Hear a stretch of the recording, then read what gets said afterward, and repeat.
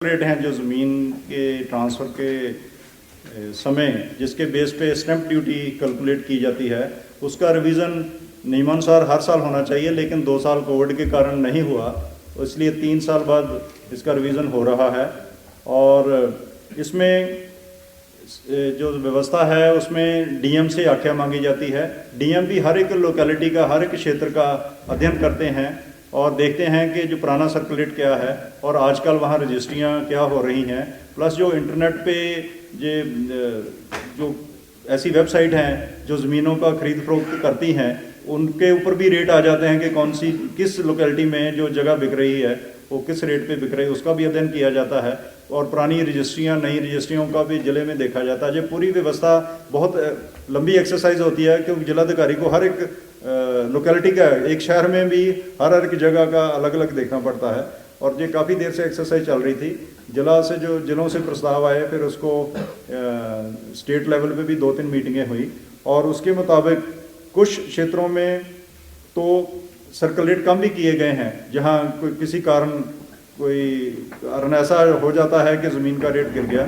और काफ़ी जगह पे वृद्धि नहीं भी की गई, लेकिन ज़्यादातर जगह पे वृद्धि की गई है। और जैसे ये प्रोजेक्ट कोई नए आ जाते हैं, अब देहरादून से पौंडा नई सड़क बन रही है, वो खेतों में से ज़मीन एक्वायर करके। अब जब ये सड़क नहीं थी तो उसमें वो खेती वाली ज़मीन थी, उसका कीमत बहुत ही कम थी।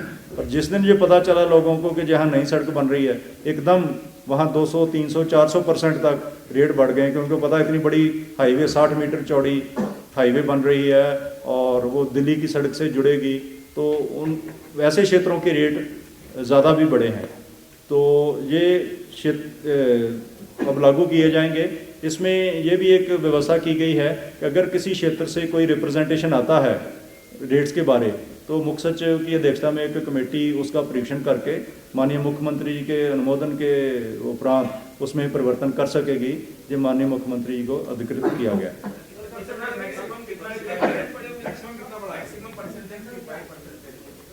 मैक्सिमम अगेन नहीं, रेंज तो देखिए माइनस भी है। और जैसे मैंने बताया, जो सड़क कोई नहीं बनी है तो 300% तक भी हो सकता है।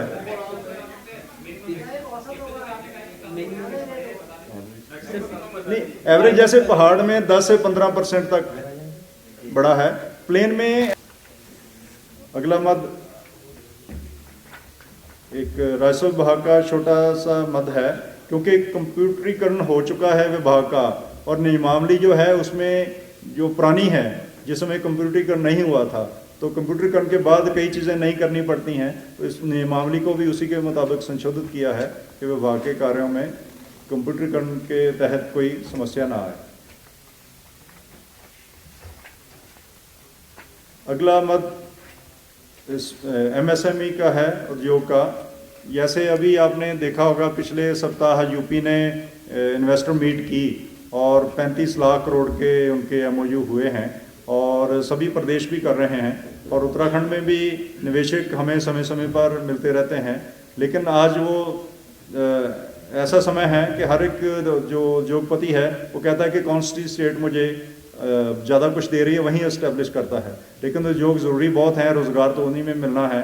तो इसलिए एक हमने कस्टमाइज पैकेज की नीति बनाई है कि जो कोई बड़ा उद्योगपति आएगा 200 करोड़ रुपए से ज़्यादा निवेश का लेके आएगा और 500 से ज़्यादा डायरेक्ट रोज़गार का प्रॉमिस करेगा, उसके लिए कोई उसको टेलर मेड पैकेज दिया जा सकेगा, जो कि माननीय मुख्यमंत्री जी की अध्यक्षता में कमेटी फाइनल करेगी, ताकि जो रोज़गार बाकी प्रदेशों में जा रहे हैं और उत्तराखंड में भी वो आएँ और रोज़गार सृजित हो।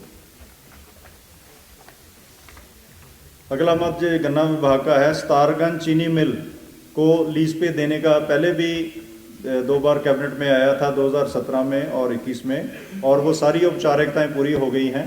आज कैबिनेट को अवगत कराया गया। अब जो पुराई स्तर खत्म होगा तो अगले उसी दिन ये फैक्ट्री फिर उसको पीपीपी पे हैंड ओवर कर दी जाएगी। पहले करीब 35 से 37 करोड़ रुपया सरकार का लगता था फैक्ट्री को चलाने, मेंटेन करने में भी जो घाटा पड़ता था, प्लस जो किसानों को गन्ना मूल्य भुगतान के लिए शासन को मदद करनी पड़ती थी, वो 35 से 37 करोड़ रुपया तो बचेगा ही सरकार का प्रति वर्ष। इसके अलावा जो उद्योगपति है वो 5 करोड़ रुपया मिनिमम देगा, और ये अमाउंट जो सरकार को देगा ये हर साल थोड़ा थोड़ा बढ़ता जाएगा। तो ये एक बहुत अच्छा निर्णय है जो जिसमें किसानों को समय से भुगतान भी मिलेगा और सरकार का पैसा भी बचेगा। 30 साल के जी, ये टेंडर के थ्रू सारी ओपन टेंडरिंग के थ्रू ये सारी प्रक्रिया हो चुकी है जी।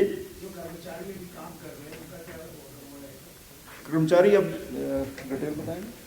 हमसे जुड़े रहने के लिए हमारे YouTube चैनल को सब्सक्राइब करें और नई वीडियो की नोटिफिकेशन के लिए बेल आइकॉन को दबाएं। अगर आप ये वीडियो Facebook पर देख रहे हैं तो लाइक जरूर करें और ज्यादा से ज्यादा शेयर करें। धन्यवाद।